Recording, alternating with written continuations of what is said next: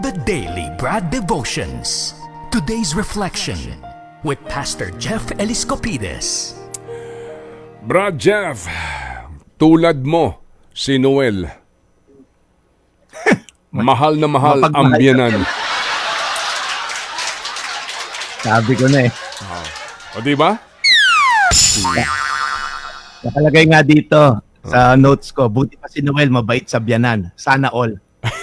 Pero sabi ko kanina, para masama ang loob mo, Noel. Hindi, natawa naman siya. Sabi niya, hindi.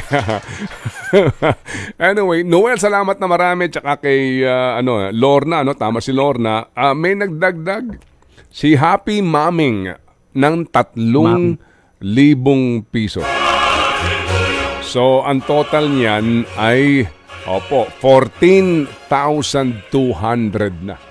At meron pa hong mga nagpapahabol po ng tulong sa pamilya po ni Lorna. Again, salamat po. Salamat ng marami. Thank you. At salamat din Lorna at muling nalinis ang aming mga mata sa pamamagitan ng luha. At lalo nating nasisilayan ang totoong kulay ng mundo. Sabi nga ni Pope Francis nung siya dumalaw sa UST, di ba?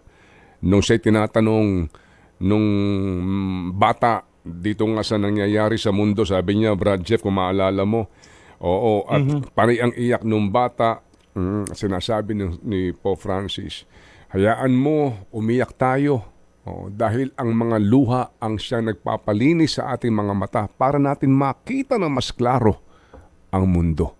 So sa mga naluha po sa kwento ni Lorna, ngayon, nalinis ang iyong mga mata para mo masilayan ang katotohanan na sa mundong ito, marami ang nagdaraho. Meron pa nag-ahad 5,000 piso. Ha? Galing kay Happy Artist. Ganon. 5,000 So, pesos. 19,200. Ito pa. Bukod doon, nag-add din ng tag-1,000 piso si Happy Cusinera at si Happy Von. Tapos, tag 500 pesos si Happy K, Happy Wowa at Happy Shokoji at 400 pesos naman si Happy Faith. At marami pa pong iba mamaya So, po. total bago po niya matapos maya-maya yung po ng programa. kaunti. So, Lorna at Noel, makinig lang kayo sa aming programa. Maya-maya ang ating update. But meantime, ito ang pinaka-importante, ang mensaheng hatid ng segment na ito. Brad Jeff, go ahead. Well, Brad Ted, batiin ko muna kay ni Chacha, Merry Christmas. Official. Ninong Ted, Bekananen. Alam mo, Jo Marie. Iliana, Jo Marie Iliana. Okay. Anyway, diba Ted, sakyan ko lang din yung mga tao ngayon, medyo excited kahit umuulan, dami na ng mga Viber at messages sa akin about Merry Christmas and all. Naging naging kultura na natin. Pero bago yan, Brian at Gwen Capistrano from CDO, thank you so much for listening. So ngayon nga po, mapansin natin, mga Pinoy, September officially, inopen na natin yung Pasko, sasakyan ko lang Ted. Parating na naman nga yung himig ng Pasko. 4 months to go. Okay, September, October, November, mabilis na lang po yan. Pero alam niyo po ba, yung tao sa Biblia, 400 years nang naghihintay. Yan. Konting background lang sa Christmas. Sa unang Pasko na dumating, there was 400 years of silence. Pag tinignan mo yung Old Testament, nagtapos yan sa Malakay, yung Matthew, okay, yan yung New Testament. Sa gitna niyan, may blank page normally yung mga Biblia. Yung isang pahina na yan represents 400 years of silence. Ibig sabihin, wala pong propetang pinapadala ang Diyos, walang mensahe, walang anghel na pinapadala, wala. Offline, kumbaga, yung langit. Ano mang mangyayari? May pinangakong Messiah sa Old Testament, pero bakit parang wala nangyayari? And that silence was broken through a cry of a baby. Yun nga po sa sabsaban. Sabi sa Mateo 4:16, ang mga taong nasa kadiliman ay nakakita ng maningning na ilaw. Sa mga nakatira sa lilim ng kamatayan, ay sumikat ang liwanag. Yan po ang sitwasyon bago dumating si Jesus. Ang mga tao daw po ay nasa kadiliman. Tulad siguro ng karamihan na na-interview natin, Brad Ted, yung pagkakaroon ba ng hopelessness at helplessness. Yung parang wala nang natatanaw na pag-asa, matinding karamdaman, matinding dagok at hamon ng buhay, namatayan. So there's a sense of parang wala nang naalinagang liwanag ng pag-asa. Okay? At sabi nga po rito, at ay nakakita ng maningning na ilaw. hindi mo maikaila ang pag-asang dala ni Kristo sa sangkatauhan.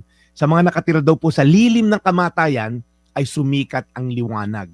So there was a sense of helplessness and then the light has shined. Subukan niyo na po ba yon? Yung mga, siguro yung kwentong maganda rito, yung na-trap dun sa kuweba for many days at nailigtas. Siguro yung unang sign ng light na nakita nila sa mga magliligtas sa kanila, rescuer nila. Siguro, may pag-asa. Ganon din po yung pagdating ni Jesus sa sanlibutan. The world was in shamble, kumbaga.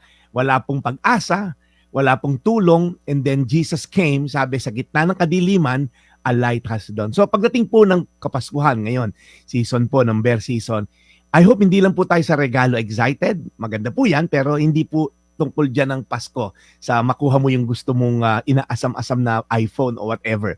Dumating po yung Messiah, ang Savior sa sangkatauhan, para iligtas tayo sa eternal problem natin, which is our problem with sin. Kaya po Mateo 4:16, ang mga taong nasa kadiliman ay nakakita ng maningning na ilaw. Sa mga nakatira sa lilim ng kamatayan ay sumikat ang liwanag. Tayo po'y manalangin. Panginoon, salamat po sa pag-asang inyong dala.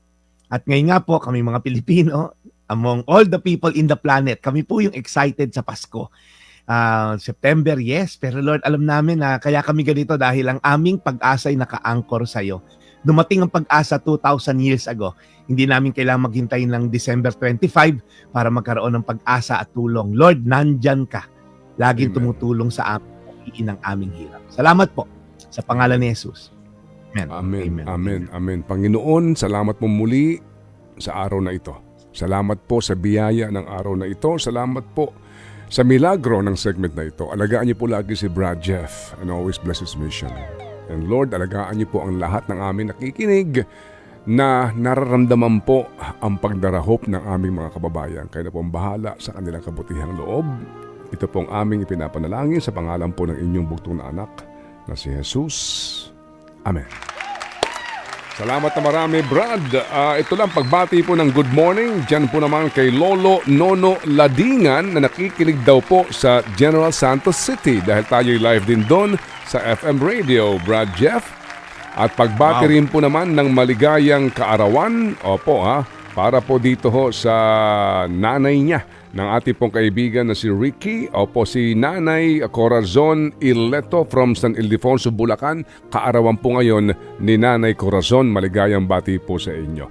Brad Jeff, ang magandang balita ngayon para dito sa ating pong nakapanayam kanina na si Lorna ay umabot na po so far ng 23,100 pesos. Wow. Ang biyaya po na kanila matatanggap para doon lalo na sa kanya pong mga magulang, sa kanyang magulang po na nandun sa Samar at yung kanyang kapatid na confined ngayon sa ospital. Sige. So Brad, bago tayo magpaalam ito muna. Again, paano makakasama sa inyong pilgrimage diyan sa Israel, sa Egypt, Israel at maging sa Jordan? Marami din aking mga kaibigan ang nagtatanong kung anong petsa para nga doon sa kanilang schedule. Go ahead, Brad. Brad Ted, maraming salamat. Ang daming tumawag kahapon. Kaya nga ako ay naging busy rin sa airport dahil na-delay yung flight. Pero Ted, ito na, October 10 to 21 po yan this year. Tayo po'y pupunta sa Egypt, sa Israel at sa Jordan. 12 araw po tayong magjo-journey para po lumalim tayo lalo spiritual. Yung mga Happy Anonymous, mag-text lang po kayo sa akin. Ako, meron ako special discount sa inyo. 0908-783-7753. Yan, Brad Ted, ang aking numero. Text or Viber 0908-783-7763. Pwede rin po silang mag-message sa akin dito po sa Facebook ko, Pastor Jeff.ph po ang aking Facebook channel. So, Brad Ted, maraming salamat sa opportunity. All right, sige. So have a good weekend, Brad Jeff, and we'll catch you on Monday. Thank you. God bless po. Maulan po ngayon. Mag-ingat po kayo sa kalye. Ito po ang inyong Daily Brad, your daily dose of inspiration. Thank you, serving the people, Brad Jeff Eliscopides. Ted Filon at DJ Chacha. Ngayon, nasa Radyo 5, 92.3 News FM. Monday to Friday, 6 to 10 a.m.